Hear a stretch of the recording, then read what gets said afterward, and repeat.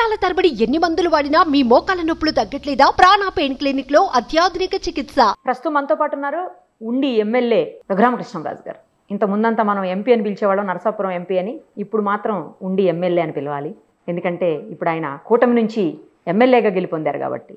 ఒక్కసారి ఆయనతో మాట్లాడదాం. సార్ నమస్తే అండి. నమస్తే నిరుపమ గారు. నో అధ్యక్ష నమస్తే. ఎద్దులేని అధ్యక్షాలు ఇవన్నీ అప్పుడే ఇచ్చేది కూడా ఏమో బయట వినిపిస్తోంది అధ్యక్షుడు, ఇంకేముంది స్పీకర్ అయిపోతున్నారు రఘురామకృష్ణరాజు గారు అని. అవునా కాదా? బ్రదర్ అనుకోవడం తప్ప అభిమానం తనడమేనా మేమందరం? అంతే అంతే అంతే, అందులో నిజం లేదు. ఏమో బయట అయితే మీరు స్పీకర్ అనే వినిపిస్తోంది. మరి అదే ప్రజల నమ్మకం తప్పితే అందులో నిజం లేదు. సరే అయితే మరి మంత్రా లేకపోతే అందరూ అంటున్నట్టే అందరూ తెలియదు. ఎమ్మెల్యే అయిన ప్రతి వాడు మంత్రి అవ్వాలనే కోరుకుంటాడు. అలాగే అందరిలో నేను ఒకన్న తప్ప అంతకు మించి లేదు. ఓకే, కాకపోతే మంత్రి అవ్వాలని ప్రతి ఎమ్మెల్యే అనుకుంటాడు, కానీ ప్రజలు ఎక్కువగా అనుకోరు. పలానా వాడు మంత్రి అయితే బాగుంటుందో లేకపోతే ఏదో ఇంకోటైతే బాగుంటుందనో. నా విషయంలో ప్రజలు కొంచెం ఎక్కువగా డెఫినెట్ గా మంచి మనసుతో స్పందిస్తున్నారు. సో కానీ ప్రజల మనసుల కన్నా ముఖ్యమంత్రి మనసు గెలుచుకోవాలి కదా. గెలుచుకున్నారు కాబట్టి లేట్ గా అయినా సీటు కొట్టారుగా. ఇప్పటి వరకు పార్లమెంట్ లో అడుగు పెట్టారు, ఇక నుంచి కొత్తగా అసెంబ్లీలోకి అడుగు పెట్టబోతున్నారు. ఎలా ఉంది ఈ ఫీలింగ్ మీకు? ఫీలింగ్ అంటే ప్రస్తుతానికి అయితే అసెంబ్లీలోకి అడుగు పెడుతున్నందుకు పెద్ద ఎక్సైట్మెంట్ అయితే ఏమీ లేదు. ఎందుకని? ఎందుకంటే కొత్తగా చట్టసభల్లోకి అడుగు పెడితే ఎక్సైట్మెంట్ ఉంటుందేమో. నాకు ఎక్సైట్మెంట్ ఆల్రెడీ అయింది కాబట్టి. అంటే అసెంబ్లీలో కొత్త కదా. అసెంబ్లీ నుంచి పార్లమెంట్ కి వెళ్తే ఎక్సైట్మెంట్ ఉండొచ్చు, కానీ డైరెక్ట్ గా పైకి వెళ్ళి పైనుంచి కిందకి వస్తే పెద్ద ఎక్సైట్మెంట్. పార్టీ ఇంత గ్రాండ్ విక్టరీని కాదు చెప్పాలంటే సునామీని, నిజంగా సునామీలో అందరూ కొట్టుకుపోయినటువంటి పరిస్థితి. ఎలా అనిపిస్తుంది మీకు? చాలా చాలా చాలా సంతోషంగా ఉంది. ఎందుకంటే ఇది నా 4 సంవత్సరాల కళ సాకారం అయింది. అందుకని ఐఎమ్ డెఫినెట్ గా వెరీ మచ్ థ్రిల్డ్. చాలా చాలా చాలా సంతోషంగా అనిపించింది. ఈ విక్టరీలో మీరు కూడా భాగస్వామి. అవునన్నా కాదన్నా అది నిజం. లాస్ట్ టైము వైసీపీలో ఉన్నారు, అప్పుడు కూడా విక్టరీ 151 సీట్లతో. మళ్ళీ ఇప్పుడు టీడీపీలోకి వచ్చారు, ఇప్పుడు మరో భారీ విజయం 164 సీట్లతో. రఘురామకృష్ణరాజు గారు ఎక్కడుంటే అక్కడ ఏదో ఒకటి సెన్సేషన్ క్రియేట్ అవుతూ ఉండాలా? అవుతుందా? మరి ఈ 2 ఉదాహరణలు చూస్తే అది నిజమేనా అనుకోవాలి. 2014లో కూడా నేను వైఎస్ఆర్ కాంగ్రెస్ పార్టీ నుంచి జగన్తో గొడవపడి బయటకు వచ్చా. అప్పుడు కూడా ఆ పార్టీ పోయింది. ఇప్పుడు మరోసారి గొడవపడి వచ్చినందుకే పోయిందంటారా? అని నేను అంటలా, అనుకోకుండా అలా జరుగుతున్నాయి. యాదృచ్ఛికాలే, అదే ఇవన్నీ యాదృచ్ఛికాలే. 3 సార్లు యాదృచ్ఛికాలే, కానీ ఏదో నా టైం బాగున్నట్టుంది, అలా జరిగింది. చెప్పండి, ఇప్పుడు కక్ష సాధింపు రాజకీయాలు మరి చెయ్యము అని చెప్పేసి పవన్ గారు అంటున్నారు. చంద్రబాబు గారు కూడా ఆ దిశగా ఏమీ మాట్లాడలేదు. అలాంటిది ఏమన్నా ఉంటుందా? ఎందుకంటే చాలా మీరు ఇబ్బంది పడ్డారు ఆ ప్రభుత్వంలో, చాలా రకాలుగా ఆ పార్టీలోనే ఉండి ఆ పార్టీ ఎంపీగానే ఉన్నా కూడా అనేక రకాల ఇబ్బందులకు గురయ్యారు మీరు. ఇప్పుడు అలాంటిది ఏమన్నా తీర్చుకోపోతున్నారా? పగ ప్రతీకారాలు లాంటివి ఏమన్నా? వాళ్ళు చట్టానికి వ్యతిరేకంగా నన్ను గట్టిగా కొట్టారని చెప్పి నేను పగ ప్రతీకారం అని చెప్పి వాళ్ళని నేను ఎలాగా కొట్టిస్తాను? అది కరెక్ట్ కాదు. వాళ్ళు తప్పు చేశారని చెప్పి నేను బాధపడి ఆ తప్పే నేను ఎందుకు చేస్తా? కానీ వాళ్ళు తప్పు చేశారు కాబట్టి ఆ తప్పుకి చట్ట ప్రకారం ఏ శిక్ష ఉందో ఆ శిక్ష విధించే వరకు విశ్రమించాం. వాళ్ళకి ఆ తప్పు చేసిన వాళ్ళకి ఆ శిక్ష పడేలాగా చేయకపోతే ప్రజలు డెఫినెట్ గా నన్ను క్షమించరు. నువ్వేంటారు ఏదో పెద్ద పోటీగాడు అనుకుంటే, నిన్ను కొట్టిన వాళ్ళు కూడా, నిన్ను కొట్టిన పోలీసులను కూడా నువ్వేం చేయలేకపోయావంటే అది నాకు చిన్నతనం, నన్ను నమ్మిన ప్రజలకు చిన్నతనం. సో వాళ్ళైతే వదిలేదు లేదు. చట్ట ప్రకారం ఒక డైలాగ్స్ కూడా వినపడుతున్నాయండి రఘురామకృష్ణరాజు గారు ఎమ్మెల్యే గారు. ఏమని వినపడుతున్నాయో తెలుసా? సమరసింహారెడ్డి లాగా ప్రతీకారం తీర్చుకుంటారా, సీమశాస్త్రి గారు లాగా సైలెంట్ అవుతారా అని. మళ్ళీ ఇక్కడ కూడా ఈ రెడ్లు శాస్త్రులు కూడా ఎందుకు, కానీ రఘురామరాజు లాగానే నేను చేయవలసింది చేస్తా. ఓకే, అదే చట్ట ప్రకారం ఏదైనా కూడా బ్రాకెట్ లో చట్ట ప్రకారం. బ్రాకెట్ లో నా చట్ట ప్రకారం అయితే అవసరమైతే వాడతారు, లేకపోతే లేదు. లేదు బ్రాకెట్ ఉంటుంది. అంటే ప్రతిదానికి చెప్పక్కర్ లేకుండా బ్రాకెట్ లో పెట్టేసుకోమని. రైట్. ఎప్పుడు ప్రమాణ స్వీకారం ప్రభుత్వాన్ని? 9 అని పేపర్ లో చదివా. మాకైతే అఫీషియల్ గా కమ్యూనికేషన్ లేదు.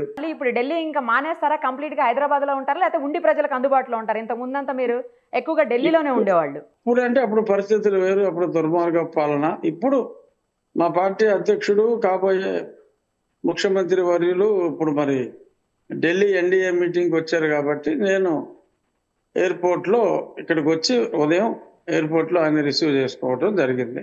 ఓకే. ఇంకా నా మిత్రులు కొద్దిమంది ఉన్నారు, మిత్రులను కలిసి రేపు మళ్ళీ విజయవాడకి నా తిరుగు ప్రయాణం. నియోజకవర్గంలో అందుబాటులో ఉంటారా లేకపోతే హైదరాబాద్ లో ఉంటారా? మళ్ళీ నియోజకవర్గం ఉండి నియోజకవర్గ ప్రజలకు అందుబాటులో ఉంటాను. హైదరాబాదులో ఉండను. మీరు ఎంత ఎక్స్పెక్ట్ చేశారు? ఇంత ఇంత అనుకున్నారా? అసలు అనుకోకుండా ఇది రీచ్ అవుతున్నారా? అంటే నేను తరచూ నా రెగ్యులర్ రచ్చబండలో కానీ వీటిలో కానీ నేను చెప్పింది 125 least of the least. Yeah. 150 దాటినా ఆశ్చర్యపోనవసరం లేదు అని అన్నమాట పదే పదే చెప్పా. కానీ 164 అన్నది నేను ఎక్స్పెక్ట్ చేయను. నేను ఎంతసేపు 150 దగ్గరే ఫిక్స్ అయ్యా.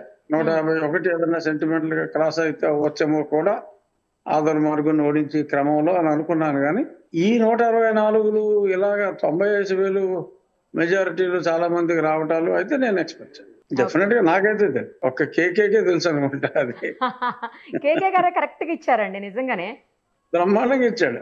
అసలు ఎగ్జాక్ట్ ఫిగర్స్ ఇచ్చారు. నాకు కూడా తను ప్రీపోల్ చేశాడు, తను సర్వే. ఓ ప్రీపోల్ సర్వే కూడా తను అప్పుడు నా ప్రీపోల్ సర్వే చేసినప్పుడే నాకు అతను నుంచి 34-35 మెజారిటీ ఇవ్వటం జరిగింది. మీకు సీటు కూడా అంటే చాలా కొంచెం లేట్ గా అనౌన్స్ అయింది యాక్చువల్లీ. ఇంకా ముందే ఏంటే ఇంకా చాలా మెజారిటీ వచ్చేదని కూడా కొంతమంది అంటున్నారు. అంటే ఆంధ్రప్రదేశ్ లో జరిగినవన్నీ ఫేస్ టు ఫేస్ ఫైట్లు. నా ఒక్క నియోజకవర్గంలోనే ట్రయాంగిల్ ఫైట్ అయింది. ఎక్స్ ఎమ్మెల్యే తెలుగుదేశం పార్టీలో 2 సార్లు నెగ్గిన ఎమ్మెల్యే గత ఎలక్షన్ లో నా మీద తెలుగుదేశం తరఫున పోటీ చేసి ఓడిపోయిన ఎంపీ అభ్యర్థి ఎమ్మెల్యేగా ఇండిపెండెంట్ గా యువజన శ్రామిక రైతు కాంగ్రెస్ పార్టీ పరిపూర్ణ మద్దతుతో పోటీ చేయడం జరిగింది. సో అంచేత అతనికి కూడా 13,000 ఓట్లు వచ్చింది. అది మా పార్టీ ఓట్లు అయ్యి. బట్ స్టిల్ అదర్వైజ్ 70,000 క్రాస్ అయ్యాడు. మరి సైగ చేసి చెప్తున్నారు పరిపూర్ణ అని, ఏంటది? అవునవును, అంటే మాటల్లో కాకుండా చేతల్లో చెప్పారు. స్పెషల్ గా చెప్తున్నారు ఏంటి అని అర్థం కాలే. అంటే వైఎస్ఆర్ పార్టీకి ఇవ్వటం చెప్పక్కల్లా, ఏ పార్టీకి ఆ పార్టీ ఇవ్వటం చెప్పక్కల్లా. ఆ పార్టీ అభ్యర్థి ఉండగా ఇంకో పార్టీ అభ్యర్థికి ఇవ్వటం అనేది కొంచెం ఆఫ్ బీట్ కదా, అది దట్స్ నాట్ రొటీన్. ఎంపీగా వెళ్ళుంటే బాగుండేదేమో ఎమ్మెల్యేగా కాకుండా అని ఏమన్నా ఫీలింగ్ ఉందా మీకు? అట్లా ఏం లేదా? ఆ ఫీలింగ్ చాలా రోజులు ఉంది, కానీ ప్రస్తుతం పోయింది. ఎందుకంటే మీరు మొదటి నుంచి కూడా ఎంపీగానే ఎక్కువగా ఢిల్లీకి ఇక్కడికి అన్ని చూస్తూ తిరుగుతూ ఉండేవాళ్ళు కదా ఫస్ట్ నుంచి కూడా. అవును. ఇప్పుడు సడన్ గా మీరు ఉండికి అసెంబ్లీకే పరిమితం అయిపోవాల్సినటువంటి పరిస్థితి. ఇప్పుడు పెద్దగా అవసరం ఉండదు మీకు ఢిల్లీకి వెళ్ళేది. పెద్దగా ఏముండదు, డెఫినెట్ గా ఉండదు. అంటే రాష్ట్రానికి సంబంధించి కేంద్ర మంత్రులను కలవాల్సిన అవసరం డెఫినెట్ గా ఉంటుంది ఇక్కడ నిధులకి. ఎందుకంటే కేంద్రంలో మంత్రులు ఎవరున్నా కనీసం 50% నాకు క్లోజ్ గా నన్ను పేరు పెట్టి పిలిచేవాళ్ళు. నేను కూడా చివరిలో ఒక జీ అని యాడ్ చేసినా నేను కూడా చక్కగా పేరు పెట్టి పిలిచే వాళ్ళే ఉంటాను. Okay okay. అంచేత డెఫినెట్ గా నాకు నా ట్రిప్స్ ఉంటాయి డెఫినెట్. ఇప్పుడు కేంద్రంలో ఎన్డీఏ ప్రభుత్వ ఏర్పాటుకు కూడా చాలా కీలకమైనటువంటి పరిస్థితి ఇక్కడ టీడీపీ అలయన్స్ అనేది. సో ఎలా చూస్తారు దీన్ని, ఎలా ఫీల్ అవుతున్నారు దీనికి? ఏముంది, హ్యాపీ ఫీల్ అవుతున్నాం. డెఫినెట్ గా మన ఎంపీలు ప్రముఖ పాత్ర వహిస్తారు కాబట్టి, మా పార్టీ ప్రముఖ పాత్ర వహిస్తుంది కాబట్టి రాష్ట్రానికి ఎక్కువ మంచి జరిగే అవకాశం చాలా ఎక్కువగా ఉంటుంది. ఓకే. సో అది డెఫినెట్ గా మరి తెలుగు ప్రజల అదృష్టం. జగన్ గారికి ఫలితాలు ఆశ్చర్యం కలిగించాయని, ప్రజల పక్షాన నిలుస్తాం, మాకేమీ పోరాటాలు కొత్త కాదు అని చెప్పేసి ఆయన నిన్న ప్రెస్ మీట్లు అన్నారు. మీ స్పందన ఏంటి? ఏడుస్తూ అన్నాడు. ఒక్క మాటలో చెప్పాలంటే అది ఈ ఫలితం నిజంగానే అంతు చిక్కని ఫలితమా ఇది? అంటే 150 దాకా ఎక్స్పెక్ట్ చేసాం. ఆ పై 15కి మరి జగన్ అంత ఫీల్ అవ్వక్కర్లే. ఎందుకంటే అతను ఎంతసేపు అతను ఒక అబద్ధాన్ని పేపర్లో రాయించుకుని పొద్దున్నే ఆ పేపర్ చదువుకుని అదే నిజం అనుకుని భ్రమలో ఉన్నాడు. నేను ఒకసారి చెప్పా కూడా రచ్చబండలో, అరే సాక్షి పేపర్ చదవడం మానేరా బాబు నువ్వు, నీకు అన్ని నిజాలు తెలుస్తాయి. ఆ సాక్షి పేపర్లో అబద్ధాలు రాసి అది చదువుకుని అదే నిజం అనుకున్నాడు పాపం. కానీ మరీ కనీసం ప్రతిపక్ష పార్టీ హోదా కూడా దక్కనంత స్థాయికి పడిపోతుంది వైసీపీ అని ఎప్పుడన్నా ఎక్స్పెక్ట్ చేశారు? 6 ఎమ్మెల్యేలని 7 ఎమ్మెల్యేలను లాగి ప్రతిపక్ష హోదా కూడా లేకుండా చెయ్యాలి అని చెప్పి అతను ప్రయత్నించాడు. సో దేవుడు పరిశుద్ధ ప్రభు అది పరిగణలోకి తీసుకుని అతనికి శిక్ష విధించాడు. దేవుడి స్క్రిప్ట్ మాకు 151 అని చెప్తా ఉంటారు రెగ్యులర్ గా వాళ్ళు. అదే దేవుడి స్క్రిప్ట్ ఇది. ఏ చంద్రబాబు నాయుడు గారికి ప్రతిపక్ష నాయకుడు హోదా రాకుండా చెయ్యాలి అని ఎమ్మెల్యేలు లాగాడో ఆ ప్రతిపక్ష హోదా లేకుండా ఆ పైన ఆ భగవంతుడు చేశాడు. వై నాట్ 175 అనేవాళ్ళు ఎప్పుడు వాళ్ళు. అదొక ఊత పదంలాగా అయిపోయింది. ప్రజాస్వామ్యంలో కూడా అలాంటి ఆలోచన రాకూడదు.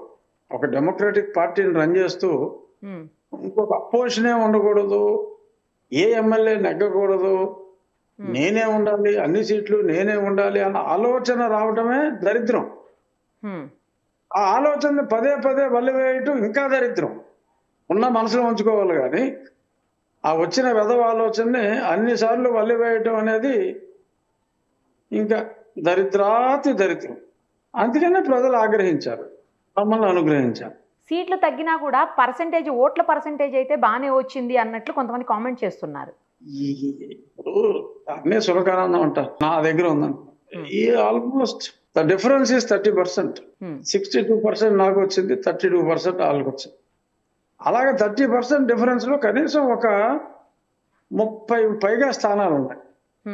ఈ 175లో 30% gap between YSRCP and Telugu Desam or allied party కనీసం 30 స్థానాల పైన ఉన్నాయి. 30% డిఫరెన్స్. సో అయినా ఇంకా లేదో తక్కువ శాతం ఉంది, అది ఇది అన్నట్టు దాని కారణం మనం. జనరల్ గా అదే పార్టీలో ఉండి అదే పార్టీని 3-4 ఏళ్ల పాటు విమర్శిస్తూ ప్రెస్ మీట్లు పెడుతూ రచ్చబండలు పెడుతూ రకరకాలుగా అటాక్ చేసింది మీ ఒక్కళ్ళేనేమో మేబీ. ఇప్పుడు ఇక అవన్నీ క్లోజ్, ఏం లేవు. ఇప్పుడు ఓడిపోయిన వాళ్ళందరూ అటాక్ చేస్తున్నారు పాపం మా పార్టీని. ఏం చేస్తున్నారు? నేను అప్పుడే సరిదిద్దుకోవాలని చెప్పా, అప్పుడు వాళ్ళందరూ నన్ను తిట్టారు. ఇప్పుడు వాళ్ళందరూ జగన్ మమ్మల్ని చాలా అవమానించేవాడు, ఓఎస్డి దగ్గరే ఓఎస్డి కూడా మమ్మల్ని కూర్చోమనేవాడు కాదు, నుంచోబెట్టేవాడు అని ఇప్పుడు ఎమ్మెల్యేలు, ఓడిపోయిన ఎమ్మెల్యేలు మాట్లాడతారు. మరి వీళ్ళే ఆ మాట అప్పుడే చెప్పుంటే, నేను మాట్లాడినప్పుడే చెప్పుంటే ఇంత దుర్గతి, ఇంత ఏడవలసిన పరిస్థితి ఉండేది కాదు. నేను ఎప్పుడో 4 ఏళ్ల క్రితం చెప్పిన మాట అప్పుడు ఓడిపోయిన ఎమ్మెల్యేలు ఒక్కొక్కరుగా చెప్తున్నారు. గతంలో లాగా కాకుండా మీరందరూ ప్రజలకు అందుబాటులో ఉంటారని అనుకోవచ్చా? 100%. గతంలో నేను ప్రజలకు ఎందుకు అందుబాటులో లేనని మీరు అనుకుంటున్నారు? మీరు కాదు, ప్రభుత్వంలో ఉన్న అందరూ అంటున్నాను. అది 100%. అందరూ కూడా, మంత్రులందరూ కూడా అందుబాటులో ఉంటారు, ముఖ్యమంత్రి గారు కూడా అందుబాటులో ఉంటారు. ప్రతిరోజు సెక్రటేరియట్కి వెళ్ళి ముఖ్యమంత్రి మా చంద్రబాబు నాయుడు గారు, ఏ రోజు అసెంబ్లీ సెక్రటేరియట్కి వెళ్ళిన ముఖ్యమంత్రి Jaganmohan Reddy. That is the difference. ఎమ్మెల్యేల కంటూ స్పెసిఫిక్ టైం స్లాట్స్ ఉంటాయి. ఏ ఎమ్మెల్యే కూడా మమ్మల్ని బాబు గారు కలవలేదు అన్న మాట నేను ఎప్పుడు వినలా. ప్రజాప్రతినిధులను కలవని వాడు నాయకుడు ఎందుకు అవుతాడు? ఇదే నేను ఎన్నోసార్లు చెప్పాను. సో అతను క్యారగట్టిగా he thought is beyond god. So జనాలు అక్షరాన్ని తిరిగేశారు, ఆ ట్రీట్మెంట్ ఇచ్చారు. జగన్ గారు అసలు అసెంబ్లీలోకి అడుగు పెట్టరు అని కొంతమంది అంటా ఉన్నారు. మీరేం సమాధానం చెప్తారు? అలాంటివి జరిగితే మీరేమంటారు? అసలు ఆ కొంతమందిలో ఫస్ట్ ఫెలో నేనే. అతను అడుగు పెట్టడు. ఎందుకు అంత కన్ఫామ్ గా చెప్తున్నారు? తట్టుకోలేడు, అతని స్వభావానికి తట్టుకోలేడు. అతను బేసిక్ గా ఉడుగుమోతాడు, తట్టుకోలేడు. సుమన్ టీవీలో మీ పర్సనల్ అండ్ బిజినెస్ ప్రమోషన్స్ కోసం కింది నెంబర్ కి కాంటాక్ట్ చేయండి.